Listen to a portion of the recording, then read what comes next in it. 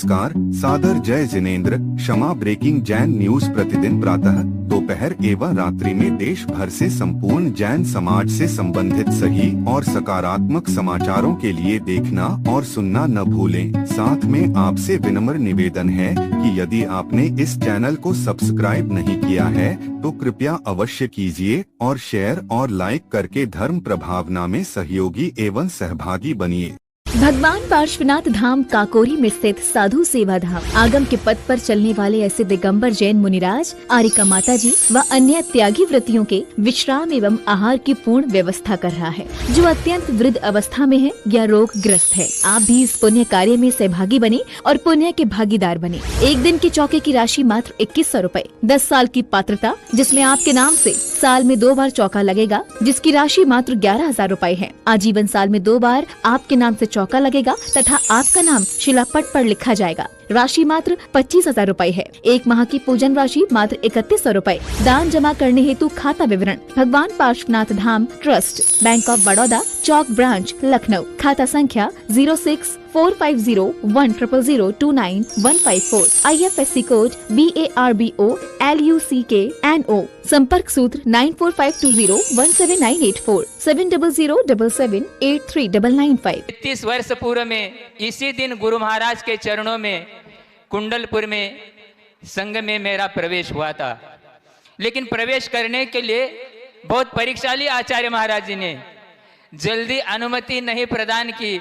बार बार जो भी आप गुरु का विषय है वो कैसी क्या परीक्षा करना, बार बार प्रार्थना करने के बाद फिर उन्होंने आशीर्वाद दिया।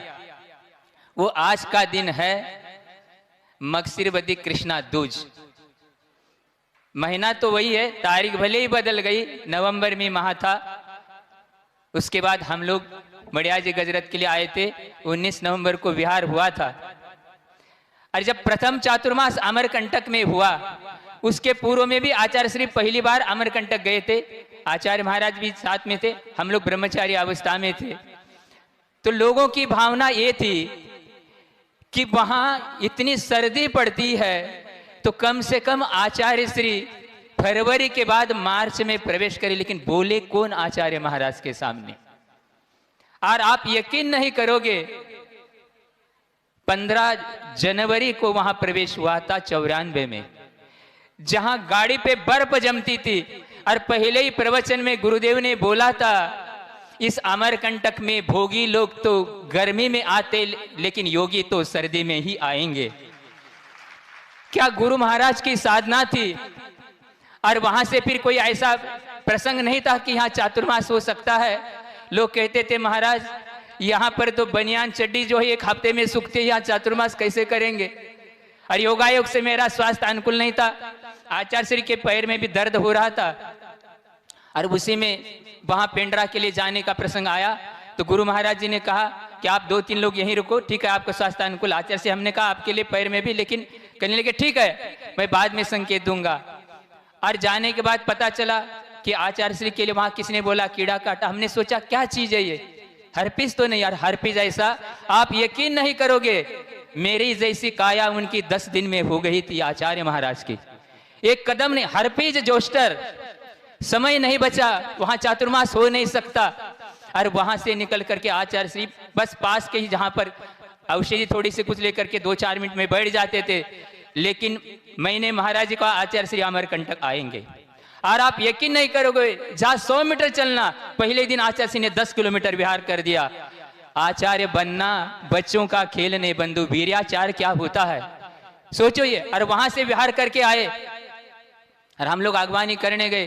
पूनम के दिन आए थे, एकम के दिन आचार्य श्री ने आहार किया, दूज के दिन उपवास कर दिया केशलोच। सोचो आप क्या उनकी स्थिति, पैर रख नहीं पा रहे थे फिर भी। और वहां फिर स्थापना का फिर एक आहार करके फिर उपवास उन्होंने किया कि चौथ का उल्लंघन नहीं हो सकता। ये गुरु महाराज की, गुरु की महिमा वर्णी न जाए। और 2003 में जब दूसरे चातुर्मास में वहां प्रसंग आया कि वहां उपराष्ट्रपति आ रहे, आचार्य श्री के पास संदेश आया, वो 12 से 1 के बीच में आने वाले हैं। तो गुरु महाराज जी ने कहा कि मैं अपने सामाई के लिए कभी भी गौन नहीं कर सकता, और यदि फिर आप लोग अपनी व्यवस्था देख लो, कितने निष्पृह थे आचार्य महाराज जी। वो अपना समय बदल करके आए, लेकिन अपने उन्होंने किसी भी आवश्यक में, जैसे अभी महाराज बता रहे, कभी भी उन्होंने ये कार्य नहीं किया। ये कितनी उनकी महिमा है।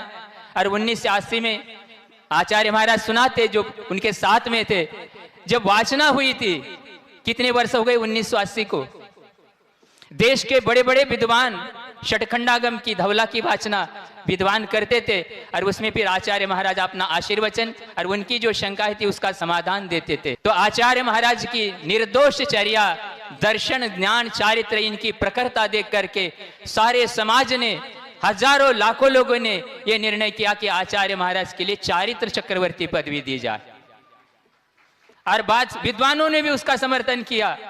लेकिन जब आचार्य महाराज का आशीर्वचन का समय आया, 1980 के कितने साल हो गए? आचार्य श्री की शरीर की आयु कितने वर्ष की थी उस समय? 1940 का उनका जन्म। हाँ, कितने? 34। तो ये तीर्थंकर के जैसे 34 अतिशय होते, ये भी अतिशय से कम मत समझना। जब आचार्य श्री के लिए आशीर्वचन का समय आया, तो गुरुदेव ने प्रसन्नता के साथ कहा कि मैं तो निरापद बनना चाहता हूं, ये मेरे नाम के पीछे आप कोई भी उपाधि नहीं लगाओगे। ये गुरु महाराज जी ने जो दिया है, ये मार्ग की व्यवस्था है। आचार्य पद जो उन्होंने दिया है वो गुरु ने दिया है, ये मार्ग की व्यवस्था है, बाकी मेरे लिए कोई भी उपाधि की आवश्यकता नहीं है। आप सोचिए कैसी उनकी स्थिति थी। जब आचार्य महाराज जी ने 1995 में भी हम लोगों को कुंडलपुर में आचार्य महाराज जी ने एक क्षुल्लक दीक्षा दी।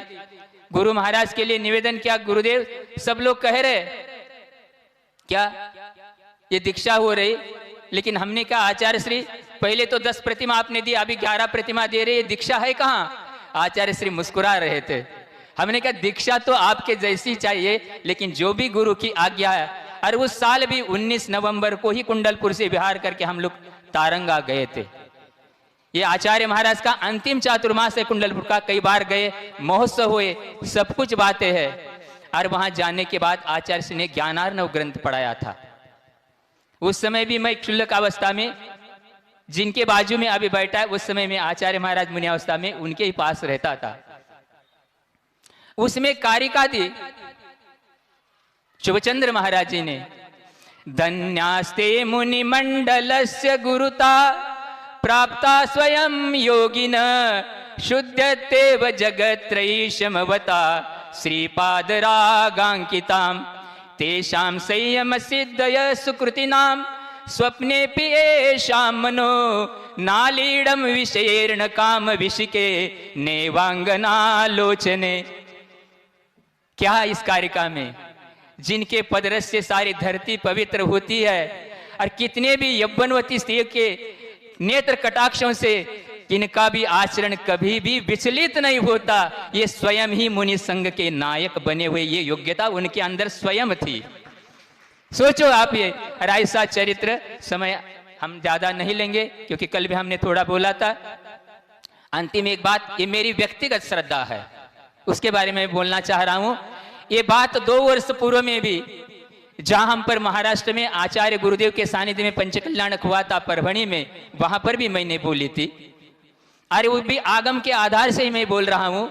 वर्तमान में लोग कहते हैं कि वर्तमान में रिद्धि नहीं होती, लेकिन मेरा कहना होती है। अरे उसके लिए अकलंग देव ने तत्वार्थ वार्तिक में आर्याम लेशा से जो 3रे अध्याय का सूत्र, इसकी व्याख्या में जो रिद्धियों के भेद बताए ऋषियों के 63 रिद्धियां जो आप बोलते हैं, उसमें घोर ब्रह्मचारी तो एक रिद्धि है। घोर ब्रह्मचारी तो उसका नाम है जिनका स्वप्न में भी कई उनके ब्रह्मचर्य में दोष नहीं लगा, वो है घोर ब्रह्मचारित्व। और ये मेरा विश्वास है, ये रिद्धि आचार्य महाराज के पास थी, इसी का ये प्रभाव है सारे संसार में। कहा जाता है जिनका रत्नत्रय निर्दोष होता है, उसके कार्य में देवता भी विघ्न नहीं कर सकते। ऐसा प्रताप उन गुरुदेव का था, और उन्होंने हम लोगों के ऊपर इतना उपकार किया है। अरे उन्होंने जो सहज, जैसे निसर्गज और आदिगमज सम्यक्तों के भेद आते हैं, वैसे वो निसर्गता ही साधु थे, निसर्गत से ही जीते थे। उनके जीवन की सरलता, सहजता और क्या क्या उन्होंने अपने जीवन में किया है वो बखान करने का अवसर नहीं है। लेकिन वो ऐसे ही संत थे कि जिन्होंने अपने जीवन में प्राणी मात्र के कल्याण के लिए और सबके लिए अपनी कभी भी उन्होंने चिंता नहीं की, सारे संघ की चिंता की। कितने कितने बार बुखार आया, कितने बार अस्वस्थ हो गए, लेकिन जैसे क्या 1917 में जब आचार्य श्री निष्ठापन का समय आ गया, हम लोग राजस्थान में थे, वहां प्रसंग आया, उपवास करना था। आचार्य श्री का स्वास्थ्य बिल्कुल अनुकूल नहीं था, कुछ भी नहीं, एक भी महाराज जी ने उपवास नहीं मांगा। ये वास्तविकता हकीकत है। तो कौन बोले आचार्य श्री के सामने? फिर किसी ज्येष्ठ महाराज ने निवेदन किया, गुरुदेव ये उपवास तो बाद में भी किया जा सकता है। तो क्या उत्तर दिया आचार्य महाराज जी ने? मैं तो अपना संकल्प कर चुका हूं, आप लोग अपना देखिए। शिष्यों को भी बाध्य नहीं किया, इसलिए इतने हजारों के सबके शिष्य शिष्याओं के जो गुरु होते हुए भी उन्होंने संघ को संघ कभी नहीं बनाया। किसी भी देश में, क्षेत्र में किसी भी शिष्य से पर उनका स्वामित्व नहीं आया, वो अंतरंग से निष्परिग रहते। सब शिष्यों ने बार बार क्रम से उपवास लिया, मगर वो चल करके ही सबको बिना बोले इस प्रकार का आदर्श रखते थे। हमारे जीवन भी ऐसा आदर्श हमेशा सामने रहते हुए अब गुरुदेव के लिए प्रार्थना करते हैं कि वो हम लोगों के जीवन में और भी उत्थान के लिए प्रकाशन करे, इसी भावना के साथ। Kshama breaking Jain news YouTube channel पर विज्ञापन देकर धर्म प्रभावना में बने सहभागी। विज्ञापन देने हेतु संपर्क कीजिए मोबाइल नंबर 9026900740 एवं समाचार एवं वीडियो भेजने हेतु WhatsApp number 9335236222। Kshama breaking Jain news YouTube channel देखने के लिए आपको बहुत बहुत धन्यवाद। सादर प्रणाम, सादर जय जिनेंद्र।